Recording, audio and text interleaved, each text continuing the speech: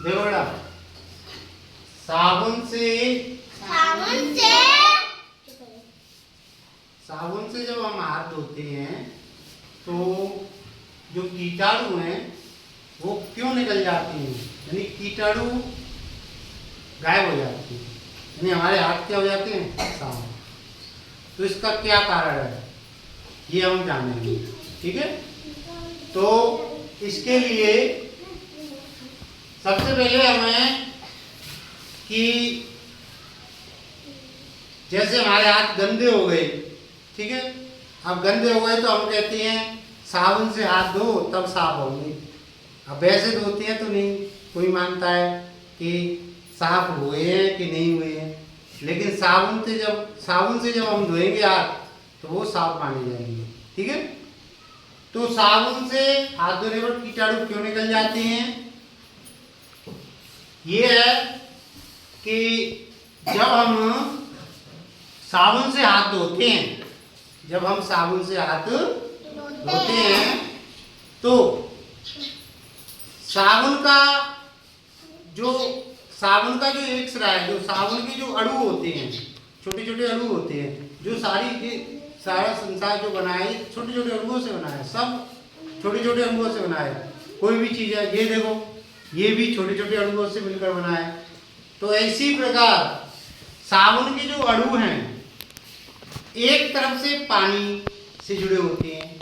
किससे जुड़े होते हैं? जैसे हम पानी से हाथ धोते हैं तो एक तरफ से साबुन के जो अणु हैं वो पानी से जुड़े होते हैं, और दूसरी तरफ से जो गंदगी होती है या तेल होता है या कोई गंदगी होती है या कीटाणु होते हैं उनसे जुड़ा होता है। तो जैसे हम एक तरफ से पानी से जुड़ा होता है साबुन का अणु, और दूसरी तरफ से गंदगी से या कीटाणु से जुड़ा होता है। तो फिर क्या होता है, जैसे हम साबुन से हाथ धोते हैं 20 सेकंड तक बताए जाते हैं, कितने तक? 20 सेकंड तक। 20 सेकंड तक हमें साबुन से हाथ धोने चाहिए। अब 20 सेकंड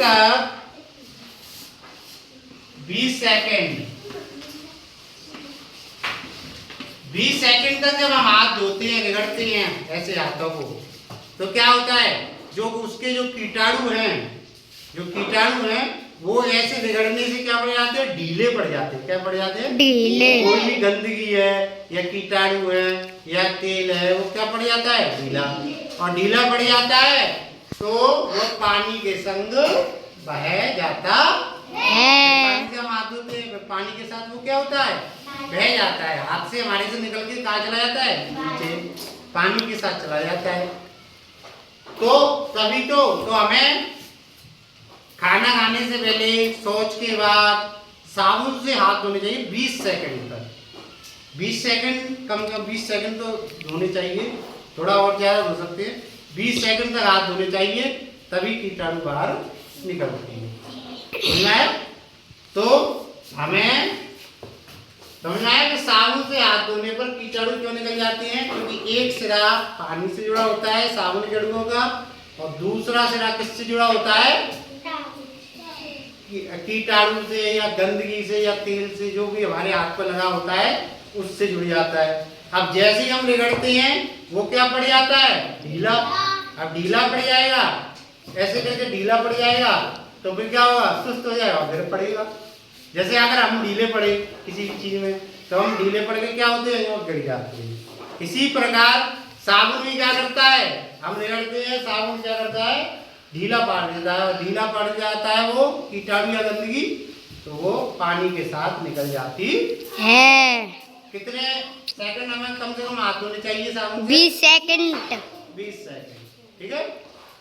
खाना खाने से पहले, शौच के बाद, समझा है, हमें ढंग से हाथ धोने चाहिए। आया समझ सब्जी में? अब तो मालूम पड़ेगा कीटाणु क्यों निकल जाते हैं। देखो एक बार और समझ लो, नहीं समझ में आया हो तो, जैसे साबुन है, जैसे ये है, ये पानी के अणु है, ऐसे पानी, ठीक है, इधर ये गंदगी है, ठीक है, ये गंदगी है, तेल है, ठीक है। अब क्या करेगा, साबुन एक तरह का इन दोनों को जोड़ने का काम करेगा। क्या करेगा, जोड़ने का। जैसे साबुन से हमने हाथ धोए, साबुन आ गया इसके नीचे, ये साबुन आ गया, ठीक है। तो ये साबुन आ गया, तो ये इनको क्या करेगा, इसके अणु को इसके अणु को क्या कर देगा, जोड़ देगा। जोड़ देगा तो पानी के साथ ये क्या होंगे, कीटाणु निकल जाएंगे। और जब हम रेड़ते हैं तो वो ढीले पड़ जाते हैं, ढीले पड़ते हैं तो क्या होता है, गिर जाते हैं। रह जाते है है, ठीक है।